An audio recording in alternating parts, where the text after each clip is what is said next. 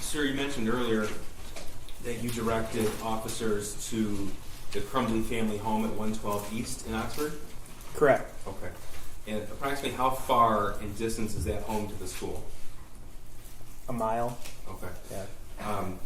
And as officer in charge and as a sheriff's office employee, you're aware that vehicles have in-car recording capability? Yes. Okay. So I'm going to show you what's been, I believe, stipulated to is Exhibit 341. This is an in-car video of Deputy Zajak's marked patrol car. That's 341. I'm sorry, I'm just... Was that admitted through Joe Bryan or not? No, just 342 was. And 342. I'm sorry, we have no objection to 341. Right, 341 is admitted. And, sir, so we're clear, the deputies arrived at 112 East at 2:48 p.m., 2:49 p.m.? Yes. And that's November the 30th, 2021? Yes. Okay. And as we saw in the video, the shooter was taken into custody at 1 p.m. Yes. Okay. Correct. This one, get the volume turned up.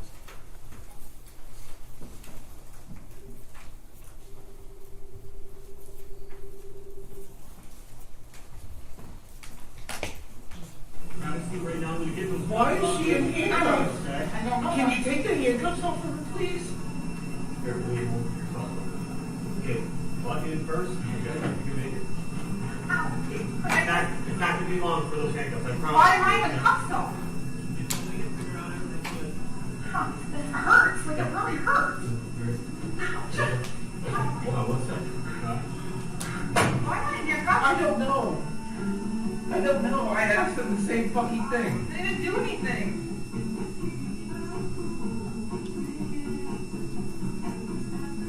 I'm getting claustrophobic. I'm getting claustrophobic. I mean, don't freak out in front of the house. This is going to be a lot better if you don't make the situation.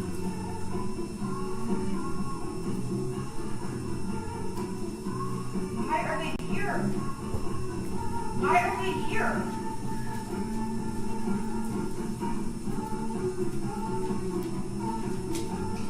Okay, can you push my glass in my nose, please? Put chapstick on my lip, please. I'm gonna hit my fucking phone.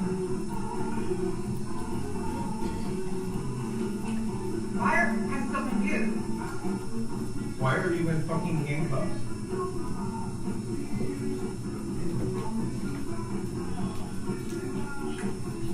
Your phone again?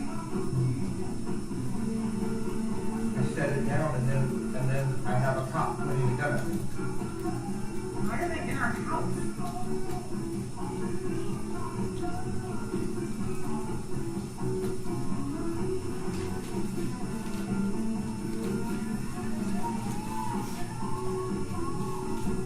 I'm so confused.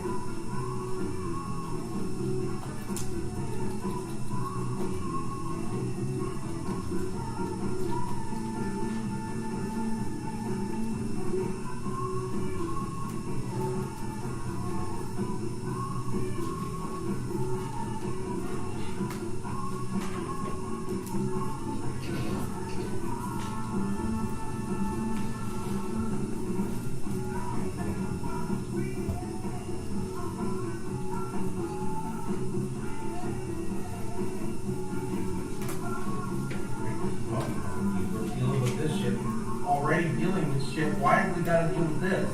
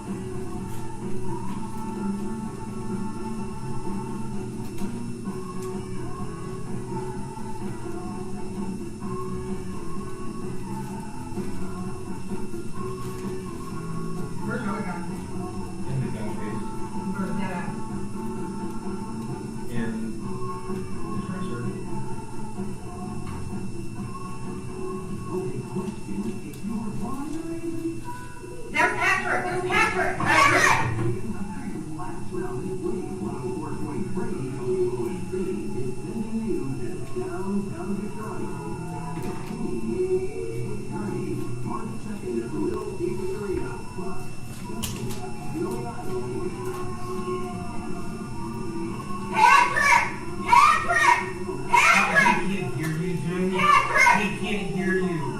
He's not going to be able to hear you. Hendrick! Jen, he can't hear you.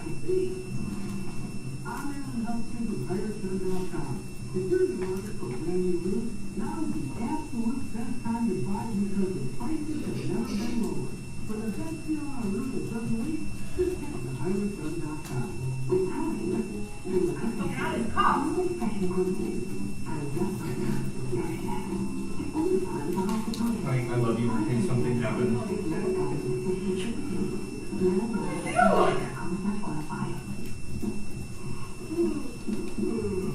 If anything happens, you do not answer any questions without a lawyer. Ma'am, I didn't catch you yet. It's Jennifer. Jennifer, come on now, wait, take the handcuffs off.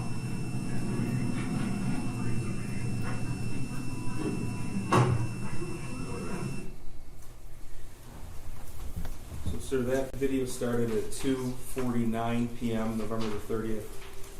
This was after they had spoke with Sergeant Joe Bryan at the Oxford substation, correct? Yes. Okay. And the video that we saw with Sergeant Pesky, that occurred directly after this. That's correct. Okay. So when she was taken out of the vehicle, she was placed in a different vehicle, and that's where Sergeant Pesky spoke with her. Correct. Okay. And then as Edward Wogrowski testified, they arrived home from the location data at 2:30 p.m. after the substation. Yes. Okay. Sir, do you know the date in which Jennifer Crumley was charged?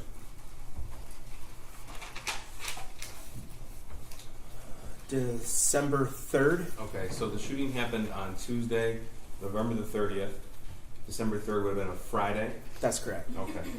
And, I believe it was noon, around noon. okay. Tell us what happens when someone is charged with a felony in the state of Michigan.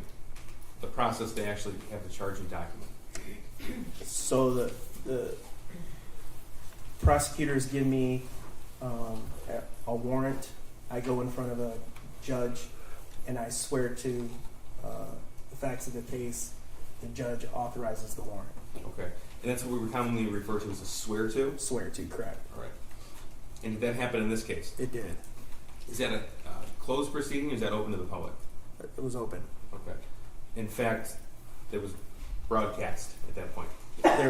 There was media present for that, yes. Okay. And they were, Jennifer and James Crumley were not in custody at the time of the swear to, is that right? That's correct, they were not. We've already heard from Dave Hendrick about the fugitive apprehension team in that part of the investigation. Tell us, please, how retired Sergeant Hendrick's team got involved.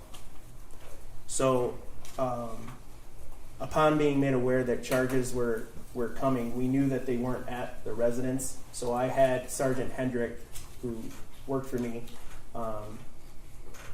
deploy the fugitive apprehension team to locate the suspects. Okay, and that's purely a law enforcement function, would that be correct? 100%, yes. Okay, so as a detective lieutenant in charge of all of these different divisions, that includes the fugitive apprehension team? Yes, sir. Okay. So the decision then would have ultimately been yours? Yes, I told him to go attempt to look for him. Okay. Now that was that on Friday the 3rd or was that prior to Friday the 3rd? I don't recall. Okay. He testified yesterday that he recalled it being Thursday the 2nd. Is that accurate or you just don't remember? Yeah, I don't. I think it's accurate, but I don't remember it specifically. Okay. That's fair. Now, during the course of your investigation as the officer in charge, did you learn where the defendant went after her phone was seized in the evening of November 30th, 2021? Yes. Okay. And I guess as a reference point, Lieutenant Sam Marsman testified yesterday as to the date and time when her phone was seized. You were here for that testimony? I was. Okay. So I'm going to have you walk us through that timeline. Okay. Now, we've heard about the track phone purchases. Did you discover where those purchases were, where those purchases occurred? Yes, at a Walmart in Lapeer. Okay. This would be exhibit.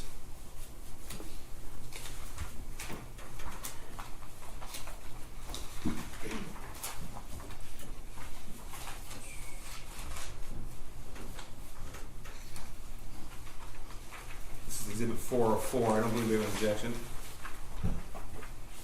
An objection to 404. No. 404 is admitted.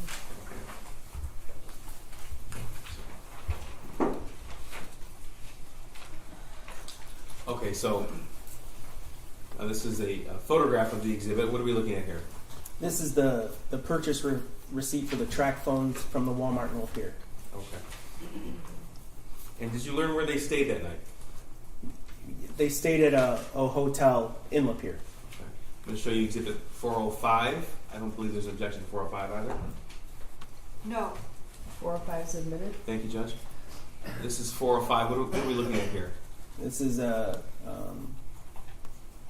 receipt for the overnight stay at the Holiday Inn Express in Lapeer. Now, did you do the swear-to for the shooter as well in this case? I did. Okay. And when did that occur? That was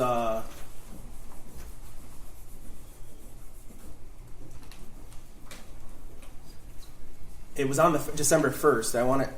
Time was sometime in the early afternoon. Okay. If I said 3:51 p.m., would that sound right? Yeah, that sounds about right. Okay. Do you know where James and Jennifer Crumbley were then? Yes, it was a swear to, much like we do typically, open to the public. They were I believe they were on Zoom in their vehicles. Okay. That proceeding's open to the public, is that right? Yes, it is. I'm going to show you. Well, first, let me ask you: did the investigation uncover where they stayed the day after the shooting, December the 1st, 2021? Yes, it did. Okay. This is Exhibit 408. No objection. 408 is admitted. 407 is not. They skipped. Correct, Judge. Okay. Thank you. Instead of renumbering all the exhibits, we thought it. Oh, no, it's all right. I just want to make sure I was keeping up. Thank you, Judge. 408. What are we looking at here? This is an extended stay in Auburn Hills. Okay. And this is where the defendant and her husband checked in December the 1st, 2021? That's correct. Does it indicate a checked out date? December 3rd, 2021. Okay. And that's that Friday? Yes. Now, we heard from Sergeant Hendrick, retired Sergeant Hendrick, that they recovered a vehicle belonging to the Crumbleys in Auburn Hills. They did. Okay. Is this the location where that vehicle was recovered? It is. Okay. This is Exhibit 409. Photograph. No objection. 409 is admitted. Okay. What are we looking at here? This is one of the two vehicles owned by the Crumbleys backed in a parking spot at the extended stay in Auburn Hills. Now, during the course of this investigation, were banking records from the Crumbleys obtained? Yes. All right. Specifically on December the 2nd, so that'd be the Thursday, did you find that they had withdrawn cash on multiple occasions? Yes, they did. Okay. This is Exhibit 411. I believe this is covered under stipulations as well. I'm sorry, did you say 411? 411, yeah. That's not 411. No, the next slide. I didn't want to publish it until you confirmed it was stipulated too. Yes, it is. Any objection to 411? No objection, sorry. 411 is admitted. And again, 410 was not Correct, Judge. previously. Yes, thank you, Judge. Okay, what are we looking at here in Exhibit 411? This is a withdrawal of $2,000 withdrawal transfer, $2,000 from Flagstar by Jennifer Crumbly. Now, Edward Rogowski told us about replacement phones. Did you uncover that James and Jennifer Crumbly, after buying their track phones, bought another set of phones? Yes. Okay. And do you know the date and location where that happened? That was in Owasso. Owasso, Michigan? Yep. Okay. And that's on December the 2nd, 2021? I'm sorry. Yes, it was on December 2nd. Okay. This is going to be 413, the T-Mobile receipt. No objection. 413 is admitted. Yes, it's just 413, correct. Mm-hmm. All right. And so what are we looking at here? This is the purchase of the two replacement phones. Okay.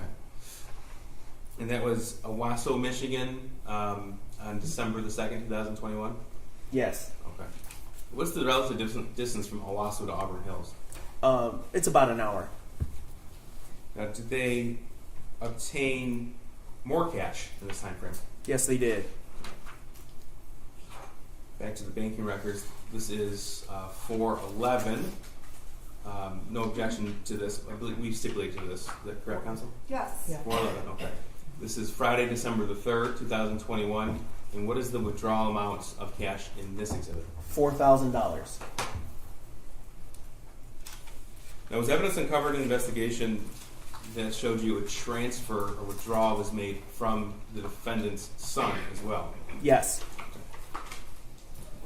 This is Exhibit 414. Again, is covered under stipulation. Move to admit. You have any objection to 414? No objection. 414 is admitted. Thank you. So what are we looking at here in Exhibit 414? So this is the Simply Kids savings account, Ethan Crumbley's account. Okay. And specifically on November the 30th, 2021, do you see a withdrawal from that account? Yes, there was a $3,000 withdrawal that day. And November 30th, is that significant to you? That's the day of the shooting. Okay. And how much was left in her son's account? 99 cents.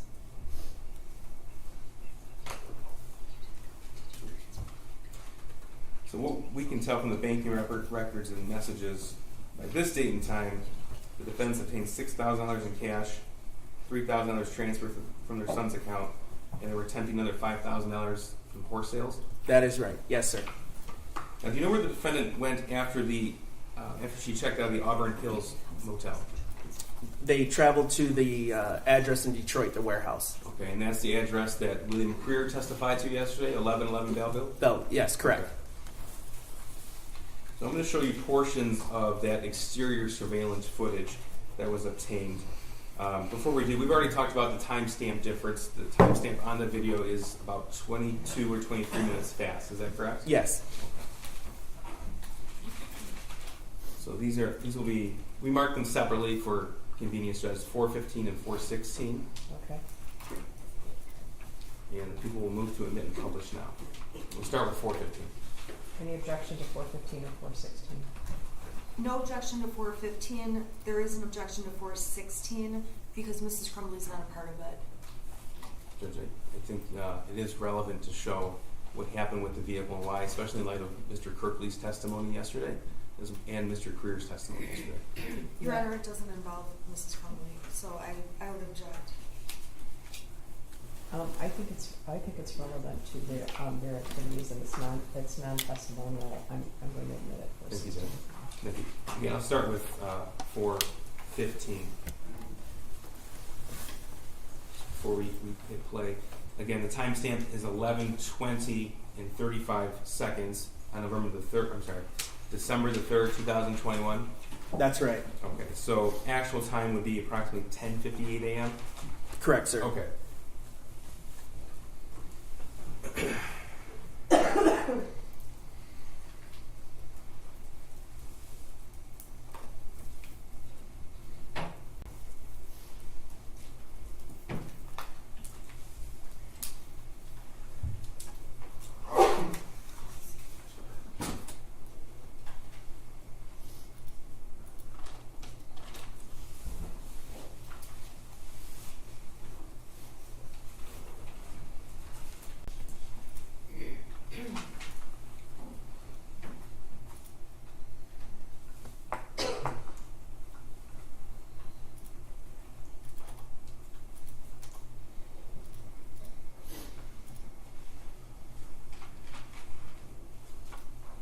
What do we see here in the video at the 11:21 timestamp?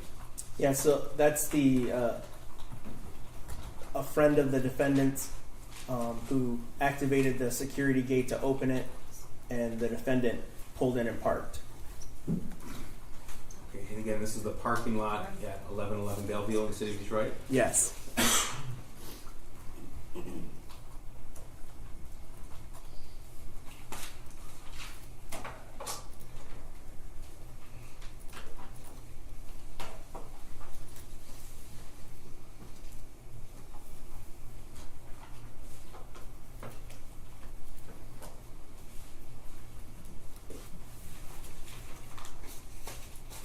Tell me if you see anybody you recognize. I recognize the defendant. Maybe this person right here. Yep. Yes.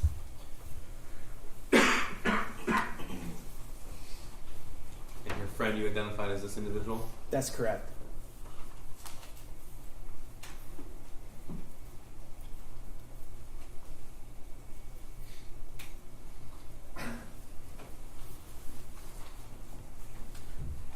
Is James Crumbly depicted in this video as well?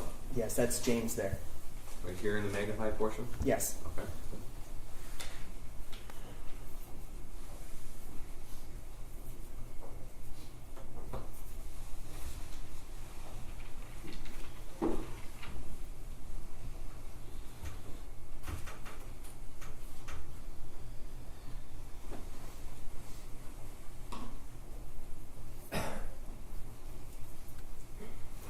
Okay, now I'm going to play you 4:16. Before we start again, the timestamp is 16:10. First of all, what is $1,600? That's 4 o'clock in military time. Okay. 4 And, 4 p.m. and this would be, so shortly before 4 o'clock actual time on Friday the 3rd? Yeah, 3:48, I think, or something like that.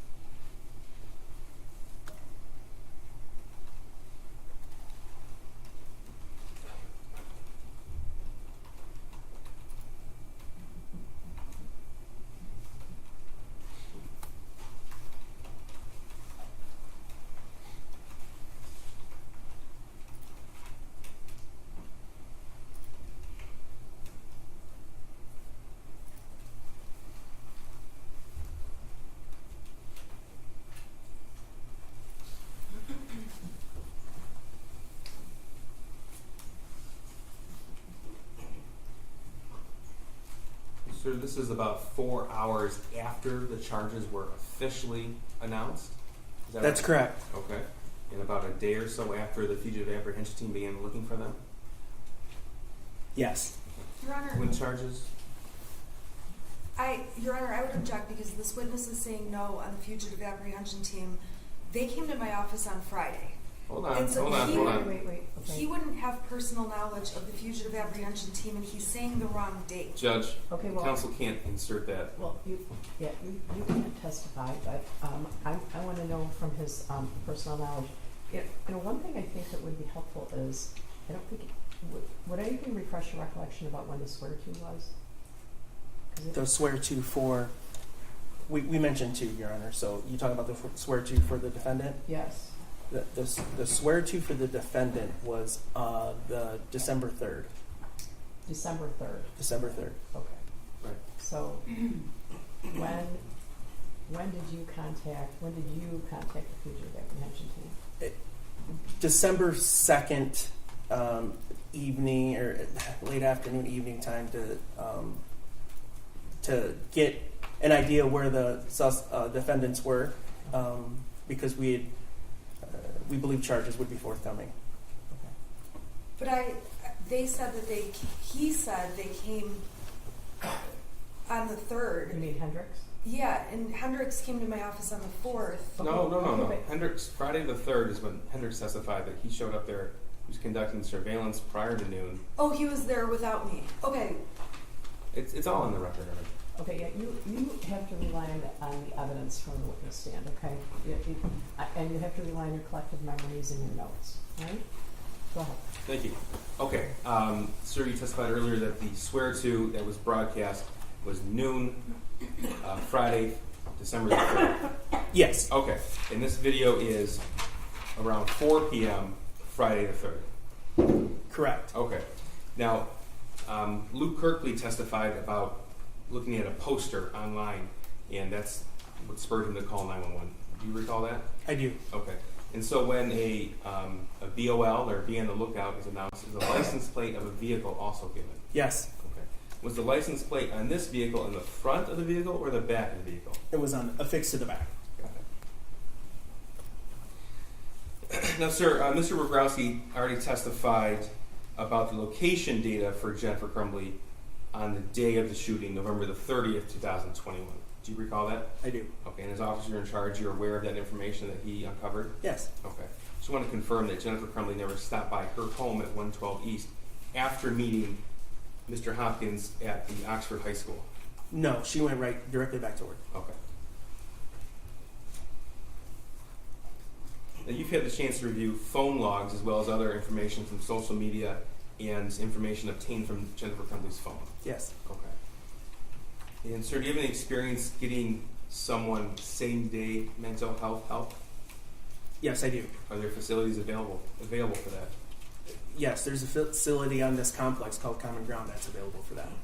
In reviewing the phone logs of Jennifer Crumbley, was there any indication of any phone calls to a facility of that sort? No, In fact, any phone calls to any doctor's offices, no, counselor offices, no, any hospitals, no, any mental health professionals at all? no. Thank you. I have nothing further. Cross. Okay, thank you.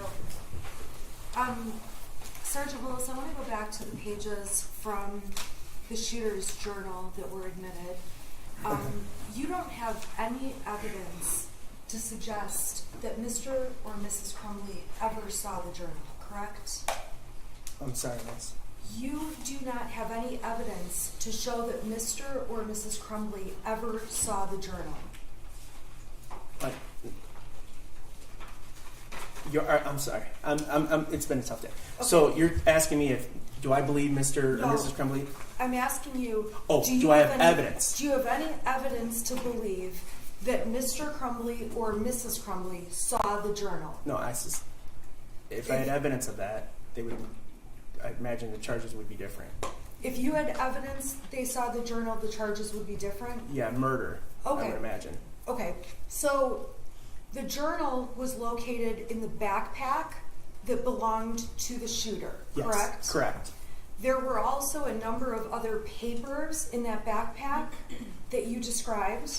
Yes, You don't have any evidence that Mrs. Crumbley ever saw any of those papers, correct? correct. Now, in the journal, you've testified about certain statements the shooter wrote in the journal, correct? Yes, And specifically, one of the statements that you testified about was where the shooter wrote, "I have access to the gun."